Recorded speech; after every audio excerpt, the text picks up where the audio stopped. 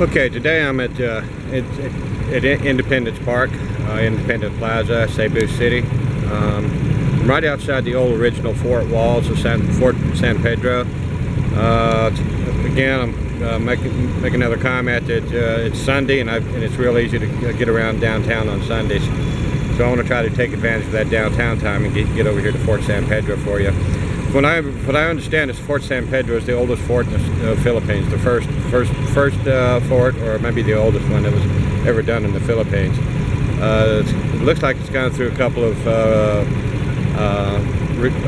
renovations and repairs. Actually, got some repairs going on right now. So I want to get you around. I'm going to take you around, let you see some of them, and let you see what Independence Plaza looks like. They've still got some small cannon, it looks like, mounted up inside the walls up there.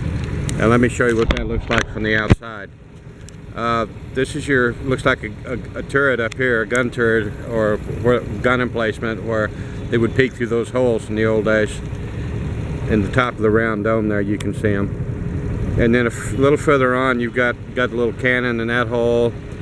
And they could be just clay, but it looks like but it's a typical simulation of how the walls were protected anyway. There's 3 cannon there, the gun ports over here. And they've got several slots all the way down with cannons firing in different directions. Down here you've got one that's firing this direction. This is a pretty immense wall at one time. I mean, pretty immense fort. And again, I think it was the first one, it was the first one, I believe, in the Philippines by the Spanish. And here's Plaza Libertad. This is just the general park outside of it. I haven't been here yet. I just pulled up, so I'm going to try to piece this together for you.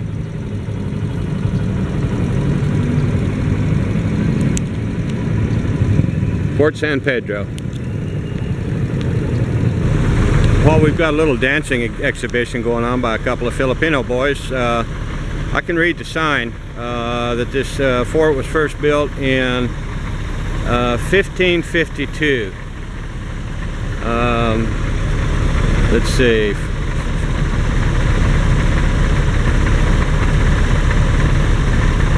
It was constructed in May 8, 1555 by Spanish conqueror Miguel Lopez de la Gaspe. It was named Fort San Pedro afterward.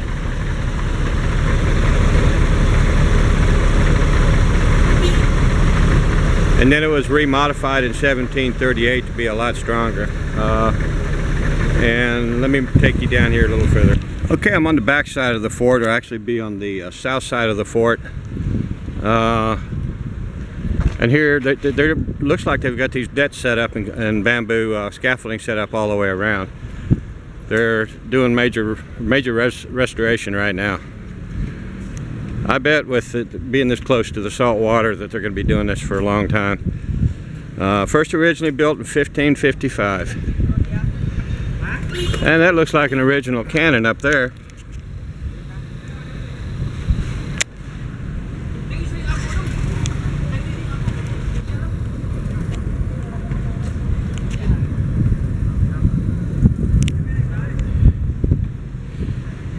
That's a pretty good size outfit here. They've got a nice front door on it, nice entrance. So I'm gonna get you over there and try to get inside. I'm at the base of it now, and I'm looking up at the gun turrets. It looks like it's probably about 18 feet, 16 to 18 feet tall. One could easily penetrate this with a couple of long bamboo ladders, but I'm sure they thought about that. But I'm walking along the wall. I had to park my motor where third-class citizens park. Motorcycles are considered third-class citizens here, I think. But they want to park way around behind it. This is the entrance. It's all undergoing a really nice.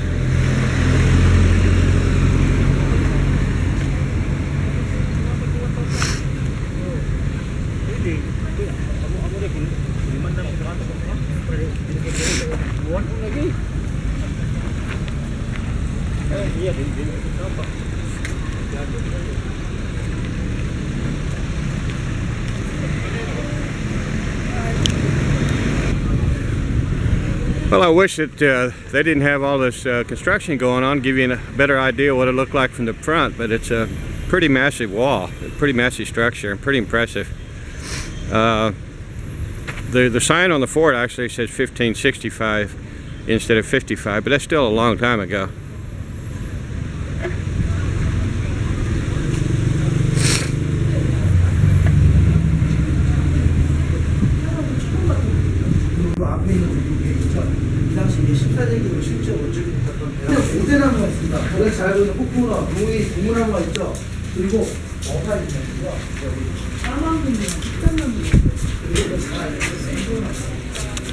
Hello. 30.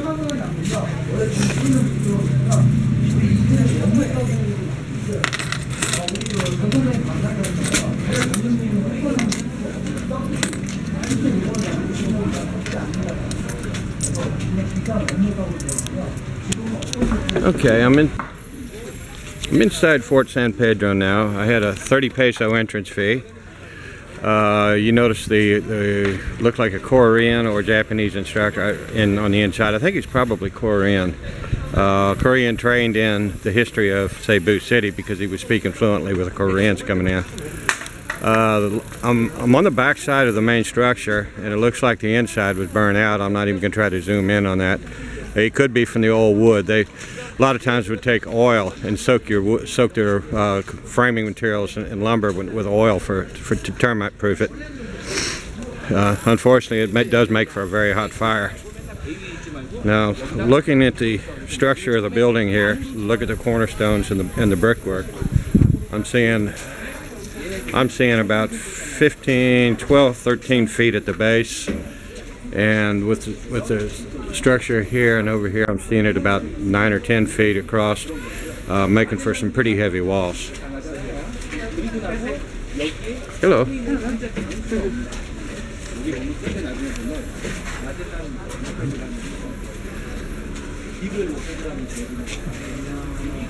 This is interesting. I'm sure these are probably the original bricks that were in here. Well, what's amazing is how they can have the tools to cut the stones to make them all fit. Especially back in the old days, it took a lot of hard work and a lot of long hours. And I'm sure they weren't making minimum wage too. I think they were forced labor of slave labor to build this and cut the stones. Let me take you inside.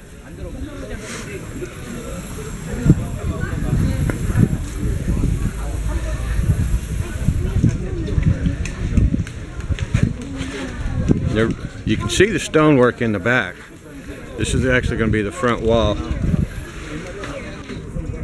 And they don't fit quite as tightly as the ones in the front here, but they're still a very, very strong structure.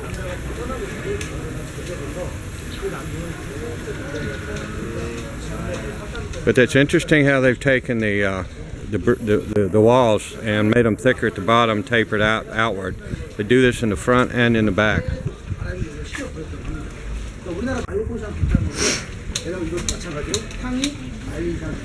It's a 22 million peso renovation project going on here right now. I'm going to walk past these folks. Now I'm getting back here to the south side, and I imagine that this is maybe what the original construction looks like, where they've taken coral and rock and just put it together and mortared it in. That could have been some of the original construction as well.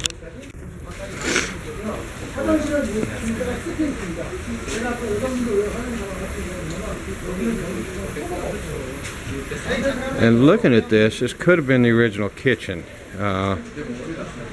They had to cook somewhere instead of cooking outside. This could have been, they've got a modern vent in here out of galvanized. That could have been a hole for the original kitchen, although that would have been unprotected from the adversaries.